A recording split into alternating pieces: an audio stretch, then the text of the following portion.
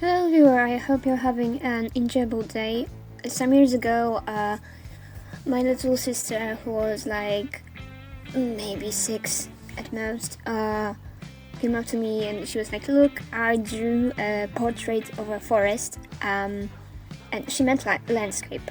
She just used the wrong word, but the sentence kind of stuck with me, and I kind of added it to my list of ideas that I keep in my head for drawing. And I decided to finally try to draw a portrait of a forest, of a landscape, because I think it's like a cool thing to humanize, to anthropomorphize, and this video is just about that. So I made some decisions, obviously, when it comes to this drawing that I kind of want to talk about. One is, this is a woman.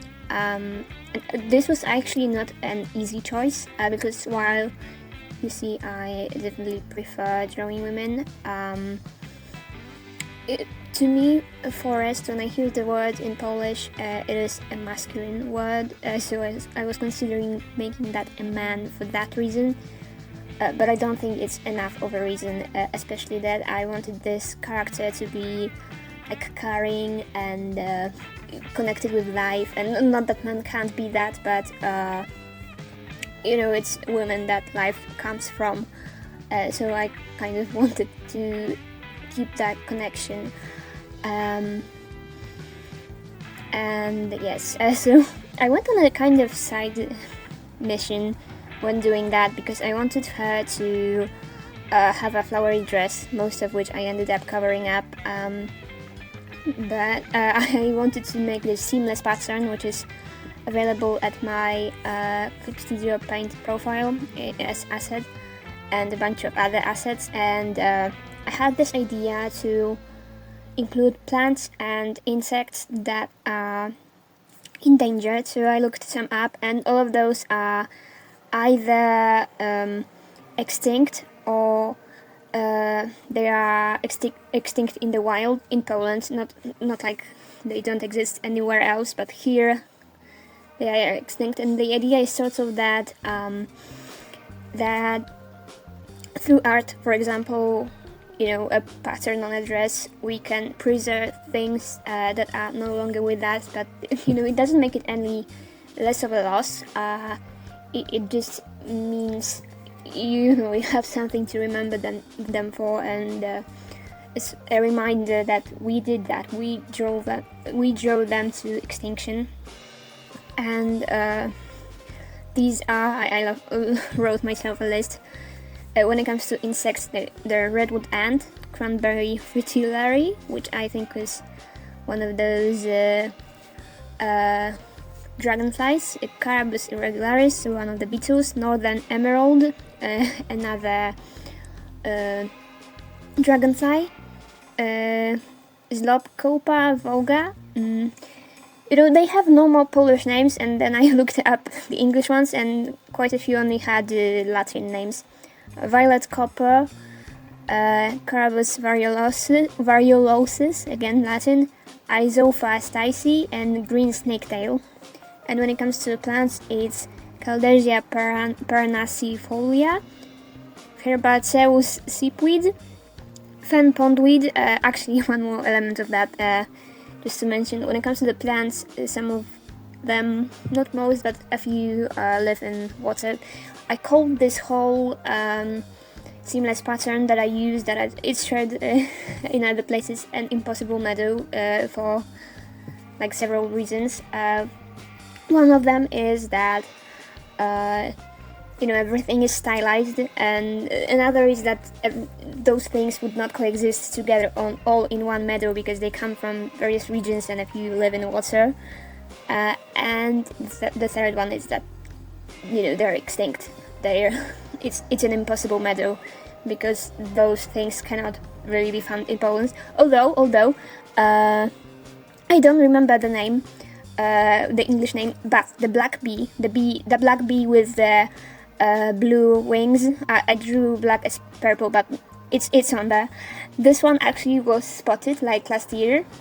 So they are still here, and I think that's quite exciting. Like they came back. Not like it's not like they're restored, but they were spotted. So it's something. I think. But yeah, cowherb, parsley, water drop wolf, grass-leaved flag, Myozotis stenophila knaf. You can hear that I'm not pronouncing those words because I did not check. Media Sunsbury, Dianthus Colinus Woods, and Kit. This one I was actually surprised by, but I only found it under this name. And yeah, Carpathian glossy pink, meadow flax, Allium strictum, and this is my favorite one when it comes to the name. It's witch's garlic. And now when it comes to other design choices, I kind of wanted to, within the design of the character herself, incorporate as much of the forest as I could come up with. So the main focus, other than the woman, at least to me, is the puppy, the wolf, and it's because there's currently a sort of smear campaign, I think not just in Poland, like in Europe, against wolves. And they're presented as those vicious animals that will attack you, that pose threat, that should be killed because hunters just want to hunt. That is my theory for it. Hunters come up with reasons, and they lobby and they kill everything that moves. They kill people, especially here in Poland. You can see a lot of the times they use the excuse that, oh, I thought this was a boar, and it's a person. It's someone in a bike. It's someone in a tractor. Like, how do you aim at a tractor and think, oh, that looks like a boar? A man lost his leg, as far as I remember, in that accident. They shot a man standing in front of his house not long ago. And they shoot at everything. They shoot at protected species. They shoot at critically endangered species that look nothing like boars. But no, I thought it's a boar. Yeah, shaman. And yeah, I just wanted to have that wolf. I think the strongest anti-wolf claim I'm seeing is that wolves attack dogs, because the truth of the matter is wolves don't really attack people. They're more scared of us than we are scared of them, but they hate dogs because they see them as a sort of competition for food and a lesser threat. And I lost my dog not long ago to an awful accident, so I know the pain of losing a dog, but I don't think the choice should be between your canine living and another canine living. If you live in an area where there could be wolves, just keep your dog inside or supervise it. Like, the wolves will not come up to you. The solution shouldn't have to be kill the wolves, especially that they are needed in the ecosystem. Like, then you want to kill all the predators, and then you're like, oh no, there are boars everywhere, there are deer, and they're causing issues. Yeah, but because you killed their natural predators, and now you want to kill them too. Like, that's just stupid. Like, I'm raging, I'm sorry, but it's so annoying to me.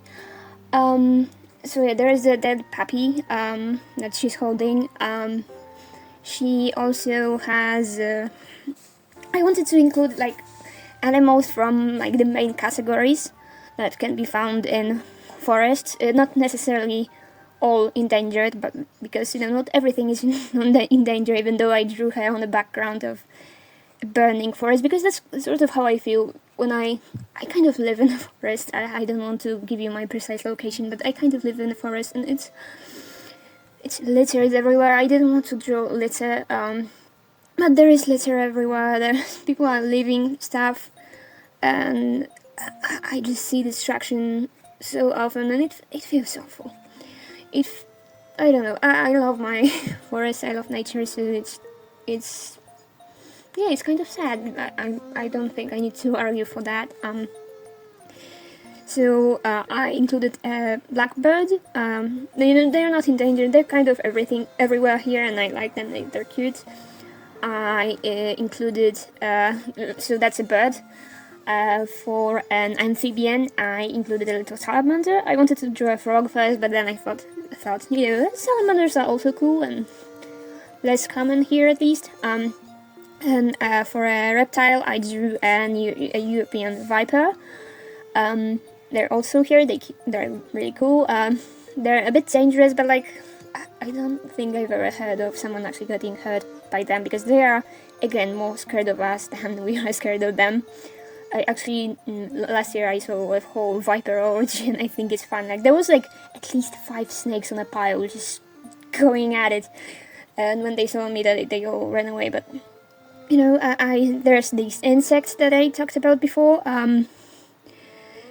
And yeah, when it comes to like other things, I also wanted to include that there are some mushrooms. There's the shelf mushrooms, because I thought they could do for cute ruffles on the dress. There's some moss. She's holding fern, and she's holding a flower, and that flower is a repurposed flower from before.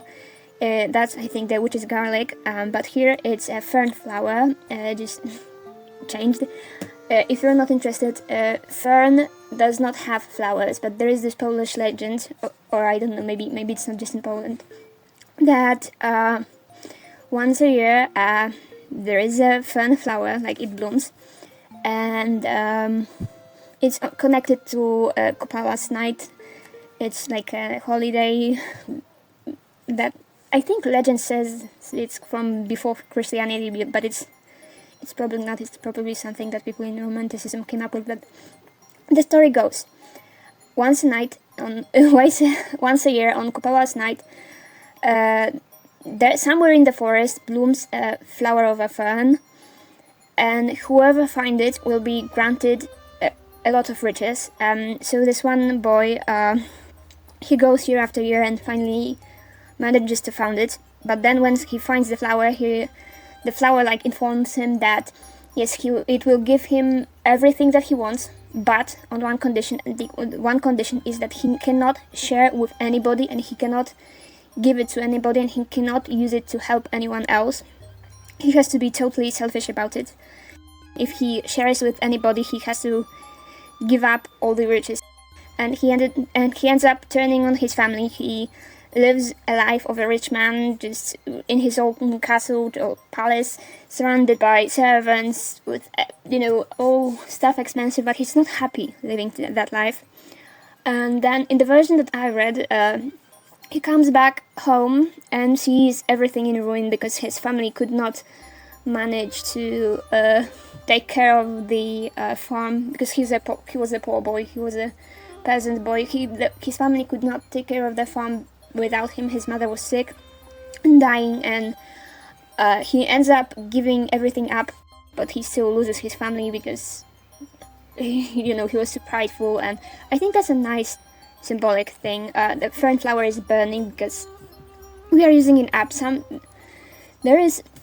It's a story about selfishness, about how if you turn on everyone and just act selfishly, you will not achieve happiness, and you will destroy the lives of other people. And I think we need to see that there are people doing that without magic in this world, So I was inspired by that legend. I gave the character a bit of like an elvish crown with deer antlers also, because I thought that would be cute. I had the mammal already, the wolf, but I wanted to add one more.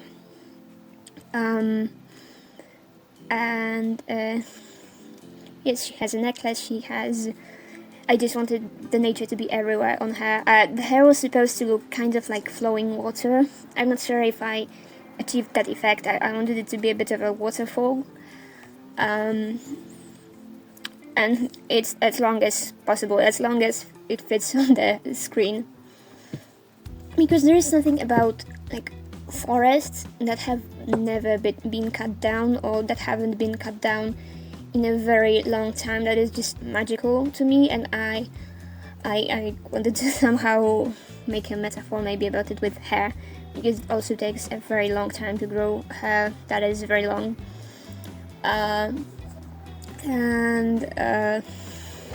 There is something unique about it being like untouched, wild, and just big and thick. And we don't have many of those. They're mostly like turned into national parks now just to protect them. But yes, that's my vision for this character. I guess it was. I kind of forgot what I'm doing in the process. Oh yeah, there is also a snail.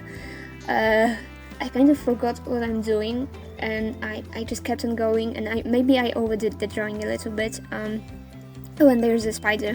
I'm looking at the image right now and just sort of noticing things that I should remember I did, but I don't, because there's so much.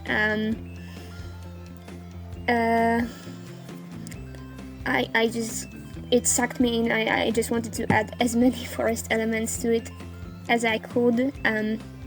So it's maybe a bit cluttered, but also I like it cluttered. I haven't made anything super detailed in a while, and it was a fun thing. I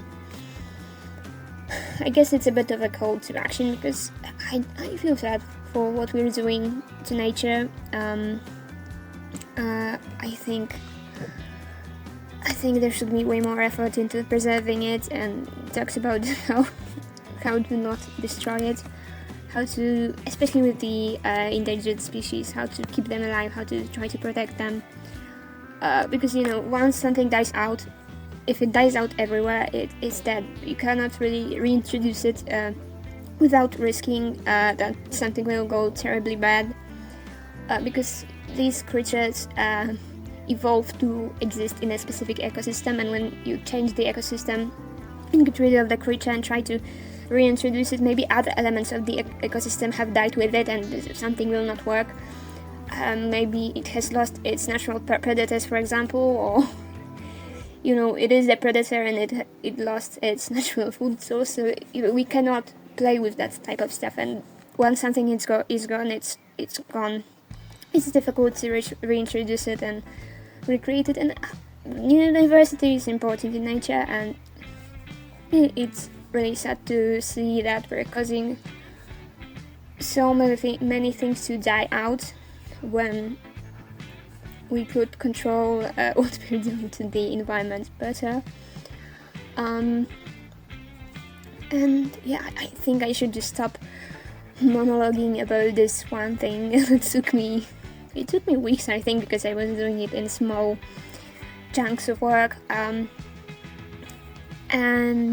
Yeah, if you have any opinion on that, any advice on how to manage my projects better, on what would you add, how would you change it maybe in some ways, I would love it if you left a comment in the comment section down below. And for now, just stay safe, don't litter in your nearby forest, and peace.